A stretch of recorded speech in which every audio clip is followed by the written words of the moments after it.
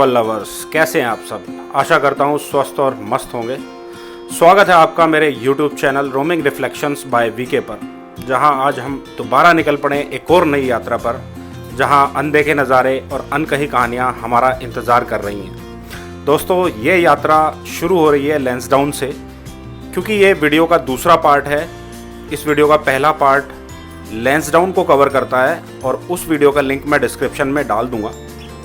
तो हम चले हैं लैंसडाउन से खिरसू की तरफ। खिरसू पहुंचने के लिए लैंसडाउन से हमें सतपुली और पौड़ी होके जाना पड़ता है, और ये रास्ता दूरी बहुत ज़्यादा नहीं है, 90 किलोमीटर है, लेकिन रास्ते में कई जगह काम चल रहे हैं तो थोड़ा सा रोड डिस्टर्ब मिलता है, और करीब करीब 2 से ढाई घंटे का एवरेज टाइम है यहाँ पे पहुँचने का। लेकिन रास्ता ओवरऑल बहुत अच्छा है, जिसमें ज़्यादातर सड़कें अच्छी हालत में हैं। मैं ऑफ बीट डेस्टिनेशंस का हमेशा से फ़ैन रहा हूँ। शिमला, मनाली, मसूरी, गोवा मैंने भी बहुत घूमा है, लेकिन आजकल आप रील्स देख ही रहे होंगे कि वहाँ किस तरह के ट्रैफिक जैम्स लगे हुए हैं, होटल्स के प्राइस बहुत ज़्यादा एक्सपेंसिव हैं। तो इसलिए मुझे लगा ज़्यादा बेटर है कि मैं फ़िलहाल के लिए खिरसू जाना पसंद करूँ। लैंसडाउन से 2 घंटे की ड्राइव के बाद अब मैं पहुँच चुका हूँ खिरसू। बेसिकली ये खिरसू नहीं है, खिरसू यहाँ से शुरू हो रहा है। तो यहाँ पे बोर्ड लगा हुआ है, पर्यटन नगरी खिरसू में आपका स्वागत है। मेरे पीछे बोर्ड दिख रहा होगा, और ये यहाँ से खिरसू दिखाता है बोर्ड के अकॉर्डिंग 11 किलोमीटर। बाकी अभी समय हुआ है दोपहर के 3 बजे हैं, लेकिन मौसम बहुत ही प्यारा हो रहा है यहाँ पे। इतना सुहावना मौसम है कि मन तो कर रहा है यहीं बैठ जाओ, लेकिन अब क्या करें, बुकिंग करी हुई है तो आगे भी जाना है। गेस्ट हाउस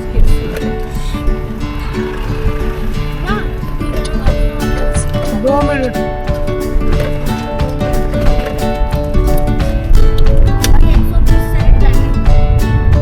अभी भी कुछ उन डेस्टिनेशंस में से हैं जो अनटच हैं। ज़्यादातर लोगों को पता नहीं है कि ये कहाँ है, कैसे पहुंचना है, क्या क्या चीज़ें, क्या क्या एक्टिविटीज़ यहाँ पे की जा सकती हैं।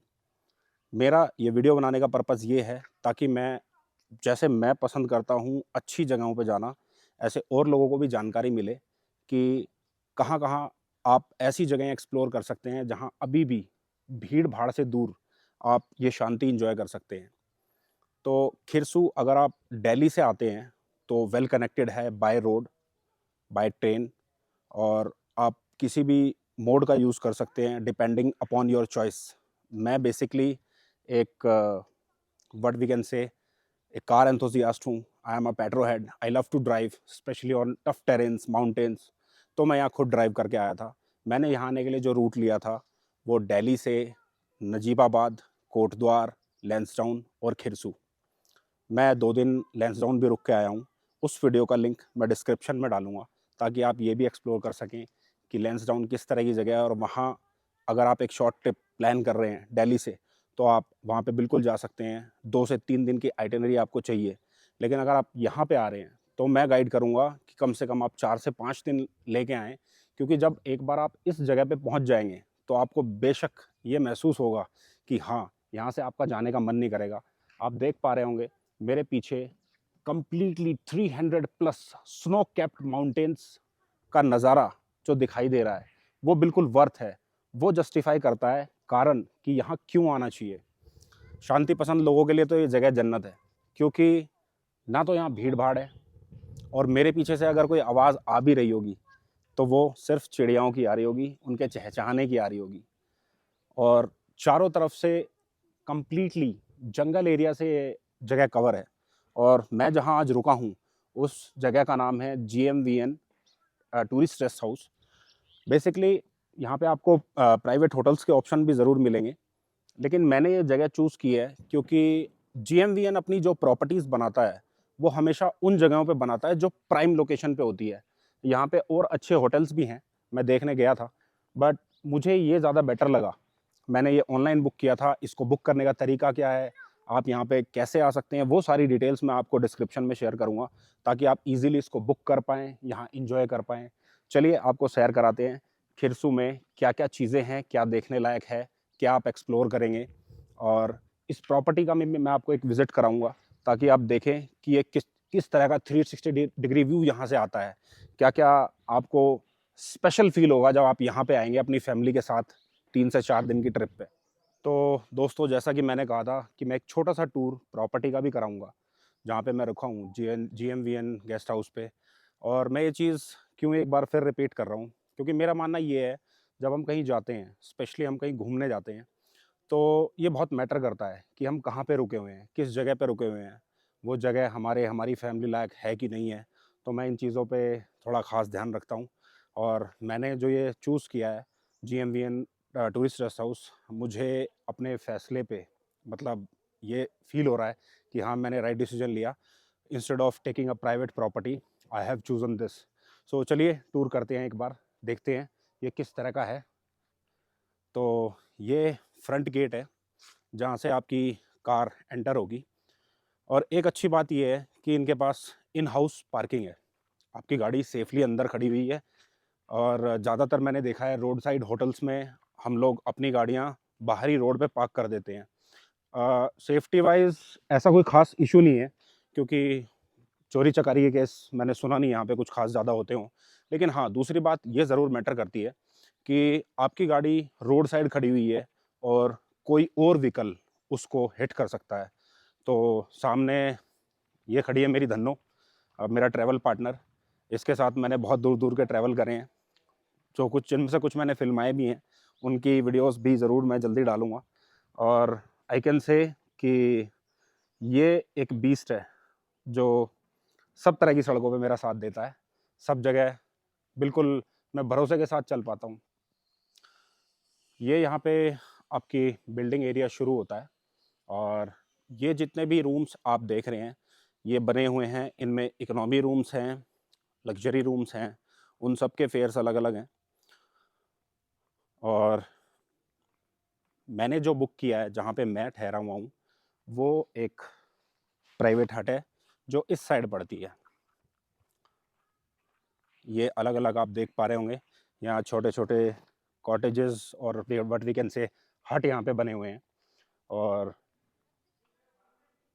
हर एक में एक डबल बेड है और बहुत ही यूनिक और बेहतरीन जिसे कहते हैं, उस तरीके से इनको बनाया गया है। चारों तरफ बाउंड्री है, अगर आपके बच्चे बाहर जाके खेल रहे हैं तो उस चीज़ की टेंशन नहीं है कि बाहर बाउंड्री नहीं है और बच्चा गिर सकता है या उसको चोट लग सकती है। इसके अलावा यहाँ बच्चों के एंटरटेनमेंट का खास ख्याल रखा गया है। यहाँ पे झूले लगाए हुए हैं, तो वो सामने आप देख पा रहे होंगे, मेरे बच्चे खेल रहे हैं। तो मैं भी पीसफुली उनको यहाँ छोड़ के और अदर एक्टिविटीज़ इंजॉय कर सकता हूँ, क्योंकि जैसा मैंने कहा, यहाँ पे बाउंड्री वगैरह की हुई है, तो टेंशन नहीं होती कि बच्चे खेल रहे हैं, तो कोई दिक्कत नहीं है। वो होटल प्रॉपर्टी में है और सेफली इंजॉय कर सकते हैं। यहाँ पे एक सुंदर सा बोर्ड लगा हुआ है, I love Khirsu, I also love Khirsu. Khirsu मैं दोबारा आना चाहूँगा अगर जल्दी मेरा प्लान बनता है तो। और प्रॉपर्टी में आगे की तरफ बढ़ते हैं। ये भी यहाँ पे स्टेयर्स बनी हुई हैं।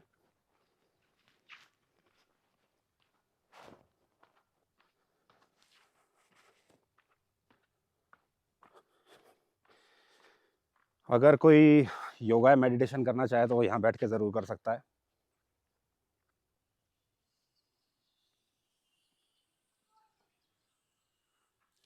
यहाँ का 360 डिग्री व्यू लाजवाब है, मतलब जिसे हम कहेंगे कि मुंह से बस एक ही शब्द निकले, वाह शानदार।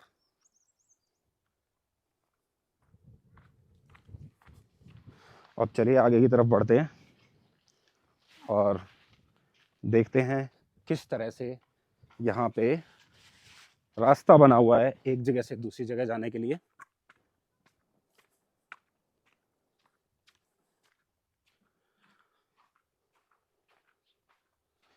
ये नंबर 2 कॉटेज मैंने बुक किया हुआ है, प्राइवेट हट।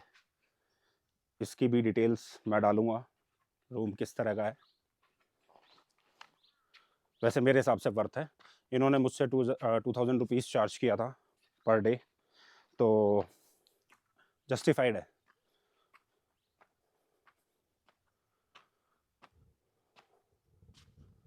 तो ये कुछ इस तरह की बनी हुई है ये पूरी property.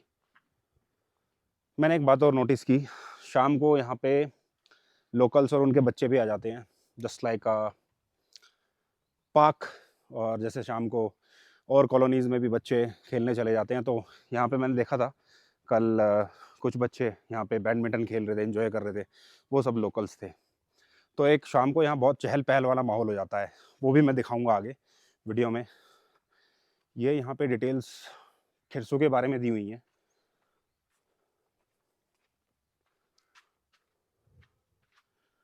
Uttarakhand tourism coordinates, latitude, longitude, altitude, basically 1700 meter की ऊंचाई पे है ये।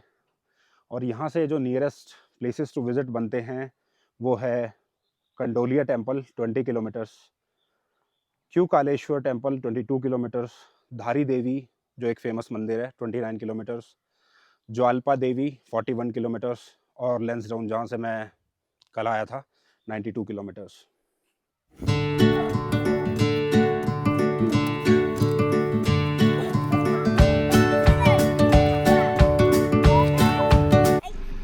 तो भैया पार्क में हम पहुंच गए हैं, और पार्क कम और ये स्टेडियम ज़्यादा लग रहा है, क्योंकि यहाँ पे जैसा कि मैं सामने देख रहा हूँ स्टेडियम का काम चल रहा है, सीटिंग अरेंजमेंट्स हो रहे हैं। बहुत बढ़िया लगता है। जब तक मैं अगली बार आऊँगा तब तक यहाँ कुछ ना कुछ बन के तैयार हो जाएगा, और यहाँ पे शायद लोकल गेम्स वगैरह होते होंगे या फंक्शन होते होंगे। सामने शादियों जैसे टेंट भी लगे हुए हैं, लेकिन शादी हो रही है कि क्या हो रहा है वो तो मुझे समझ में नहीं आ रहा। तो फ़िलहाल हम यहाँ से तो चलते हैं, और सामने एक मंदिर है, मंदिर में भगवान के दर्शन करके माथा टेक के फिर आगे लोकल मार्केट को एक्सप्लोर करने चलेंगे। तो ये भैरव जी हमारे साथ साथ चल रहे हैं मंदिर के दर्शन करवाने के लिए। ये हमें रास्ता बता रहा है।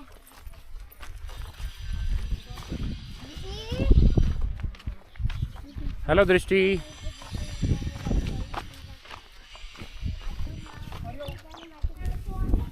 यह है खिरसू का श्री घंटाकरण स्वामी मंदिर।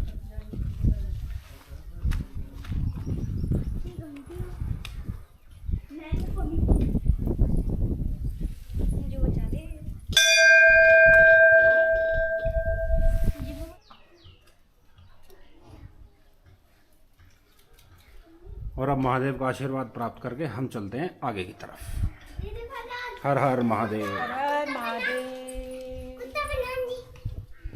मंदिर में दर्शन करने के बाद हम पास की एक मार्केट में गए, जो होटल से करीब करीब 2 किलोमीटर की दूरी पे थी, और वहाँ पे हमने थोड़ा सा स्नैक्स के साथ पेट पूजा करने की कोशिश की। लेकिन दोस्तों स्नैक्स से पेट नहीं भरता, पेट भरने के लिए दाल चावल और रोटी ही खानी पड़ती है।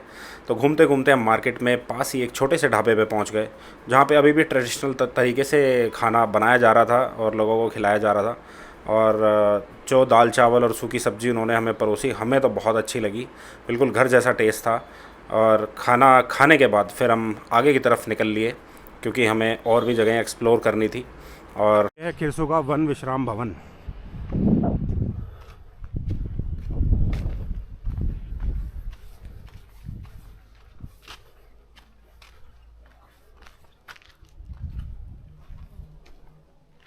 बेसिकली फॉरेस्ट रेस्ट हाउस है।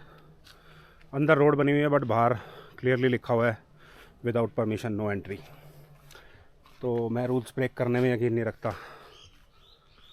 के खाना खा के थोड़ी सी शॉपिंग करके अब वापस GMVN रेस्ट हाउस की तरफ जा रहे थे, लेकिन रास्ते में मुझे बोर्ड दिखा वन्य मनोरंजन केंद्र खिरसू। थोड़ा सा मिट गया है, साफ़ नहीं दिख रहा है, लेकिन ये भी एक एक्टिविटी है जो यहाँ पे कर सकते हैं। यहाँ पे एक ट्रेल बनी हुई है, जिस पे जब मैं थोड़ी देर पहले इधर से निकल रहा था तो लोग घूमने जा रहे थे।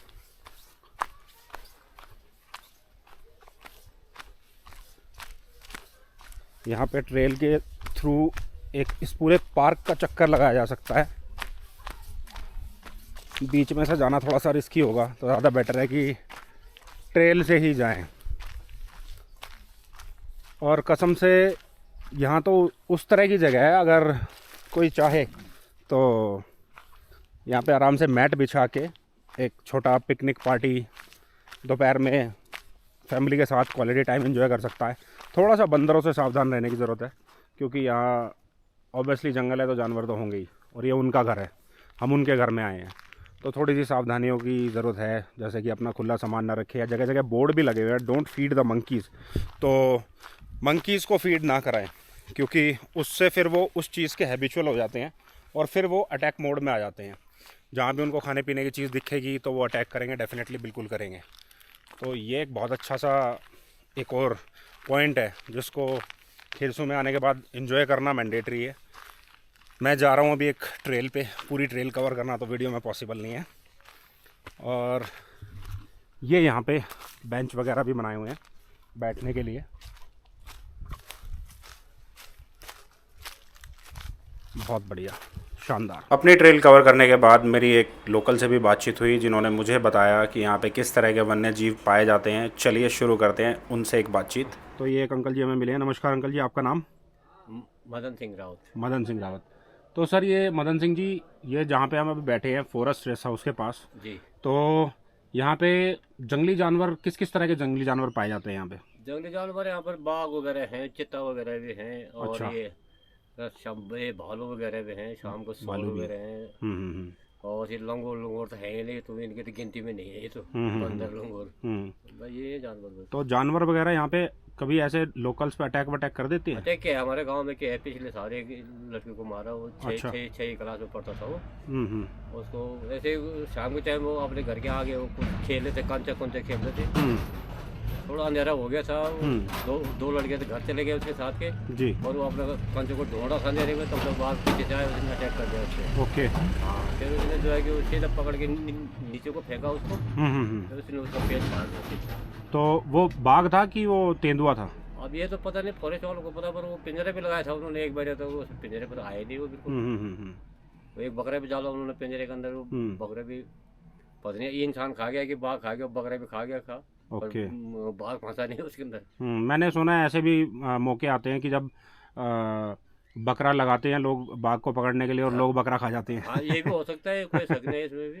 हाँ, तो शाम के बाद जब फॉरेस्ट एरिया है वहाँ जाना थोड़ा ठीक नहीं है ना वो तो ठीक नहीं है ना? शाम को थोड़ा, जैसे शाम को अपने होटल प्रीमाइसेस में ही रहो। हाँ, जैसे अंधेरा हो जाता है उसमें थोड़ा खतरा तो रहता है, क्योंकि तब वो जानवर वगैरह रहते हैं ना, लावारिस गाय वगैरह रहते हैं, उनके लिए वो आता है रात को, चक्कर मारता पूरे ग्राउंड में, पूरे रोडों पे चलता है रात को।